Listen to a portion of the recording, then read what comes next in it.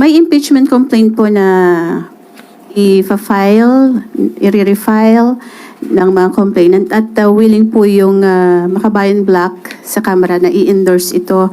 Ano po ang reaksyon dito ng Pangulo since bago matapos ang taon ay nananawagan siya ng muli ng pagkakaisa para sa pag-unlad ng ating bansa.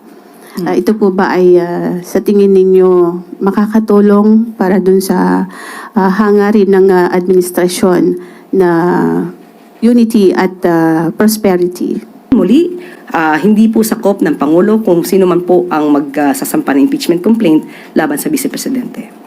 Pero wala po ba siyang power na kausapin yung sa Kamara para naman maiwasan na ulit yung kagaya ng nangyari since parang yung impeachment against BP Sara last year, 2025, it's a failure impeachment. Failure impeachment.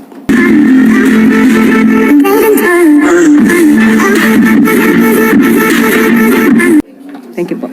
At tandaan po akong tumugon sa inyong mga katanungan. Unang tanong mula kay Tristan Nadalo, Newswatch Plus. Good afternoon, Yusek. Si Congressman Edgar Erice, sinabi niya po that he's preparing to question the 2026 budget before the Supreme Court. Pinag-aaralan na raw po nila, particularly on the existence pa rin ng unprogrammed appropriations. Kahit binawasan po, even si Congressman Laila De Lima, she's not satisfied with the move to just slash kasi para po sa kanila unconstitutional daw po itong unprogrammed appropriations. May karapatan po sila na dumulog sa Korte Suprema at tanungin kung unconstitutional ang parte na to ng 2026 national budget. So, tignan naman po natin, of course, kapag po sila nag-file ng petition, sasagot naman po ang administrasyon at tignan na naman po natin kung ano magiging resulta at magiging desisyon ng Korte Suprema.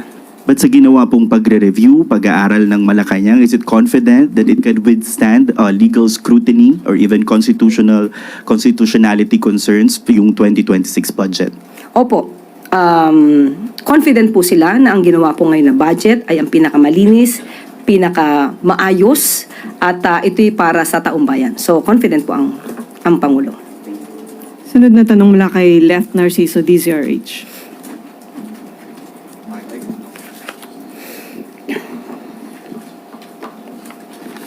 Good afternoon, Yusek. Ma'am, may lumabas pong ulat na mayroon na naman daw umanong revamp sa cabinet. Gaano po ito katotoo? Wala pa po tayong natatanggap na anumang balita. Baka may nagpapakalat pero as of now wala po. Any update po dun sa performance review na sinasabi nyo naman dati na ongoing yun? Yes, sabi nga natin, we are making our performance at the discretion of the President.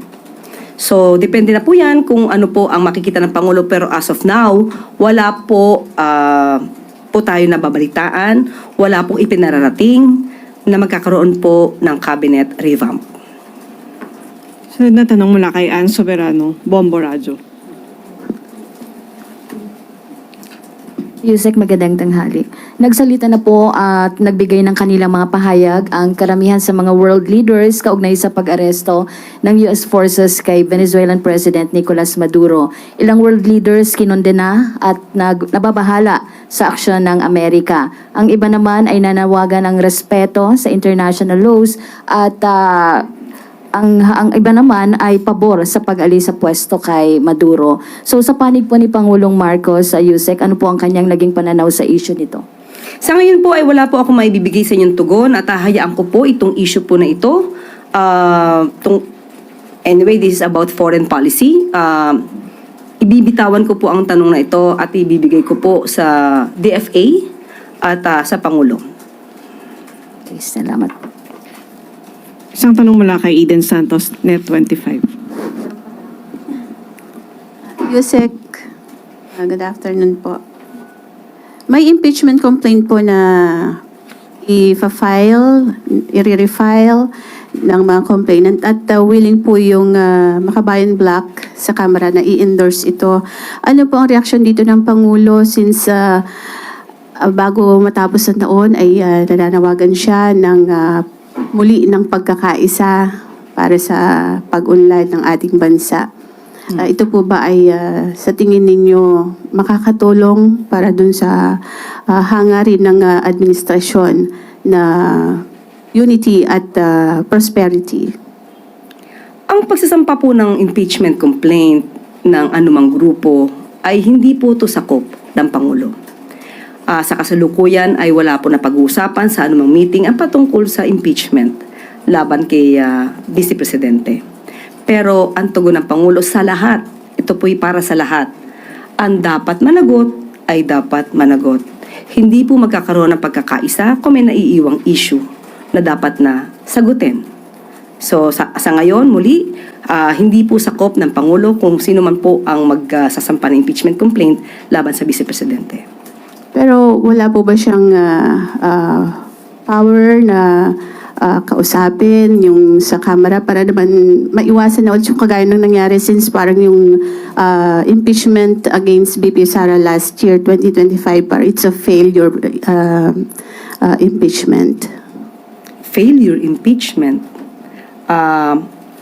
On our part, we cannot say that it's a failure impeachment.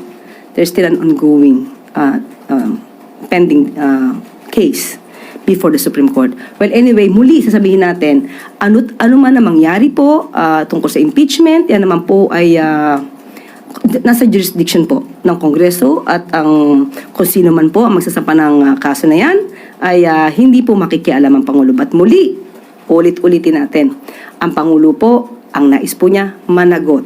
Ang dapat na managot. Ivan Mayrina, GMA 7.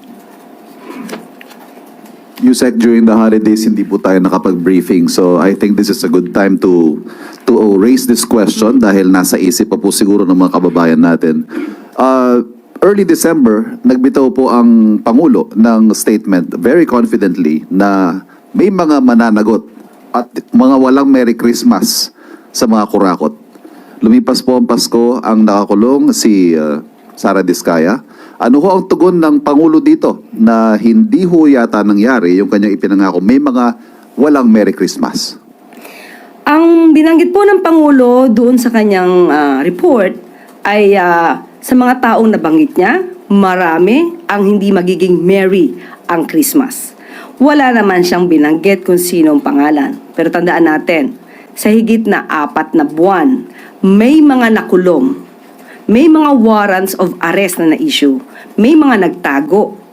Mayroong nakikipag-usap at nagsisettle at ibinibigay, rather restitution. Isinusole ang karamihan sa kanilang mga kickbacks na hindi naganap. Never nangyari sa anumang administrasyon. Sa administrasyon lang po ni Pangulong Marcos nangyayari ang mga ito. Pag sabi po niya na mayroong mga taong hindi magiging merry ang Christmas, yung mga nakulong po, definitely, hindi naging merry ang Christmas. Pero hindi pa naman po natatapos ito. Kung meron pang inaabangan ng mga tao, meron din pong inaabangan ng Pangulo. Hinintay din po ang Pangulo ang mabilis ang resolusyon na magbumula sa Ombudsman at sa DOJ. Kung lahat na maaaring sangkot ay matibay ang ebidensya, at yun naman ang gusto ng Pangulo, due process ay inoobserba, hindi pa po natatapos ang termino ng Pangulo. Marami pa po ang mangyayari at magaganap. Let Narciso, DZRH. Yusek, pahabol lang. Yung ICI po, isa na lang ang miyembro ngayon. Mag-appoint pa ba si Presidente ng mga bago members or tapos na yung kanilang trabaho? Sa ngayon ay wala pa po tayong, hindi po tayo nabibigyan ng update kung magkakaroon po ng replacement. At sa kasalukuyan po ay nagtatrabaho pa rin po ang mga nasa ICI. At nandyan din po ang Ombudsman na nangako na magpapatuloy po sila at na nandyan po rin po pa rin ang enthusiasm na pabilisin ang pag-iimbestiga sa mga nasampahan na ng kaso. So, hindi naman po titigil. Kahit po sabihin natin na isa na lang ang miyembro ng ICI, nandiyan pa rin naman ang executive director, patuloy pa rin po ang pag-iimbestiga. So, hindi po titigil sa pag-iimbestiga. Salamat, MPC. Balik sa iyo, Yusek Claire.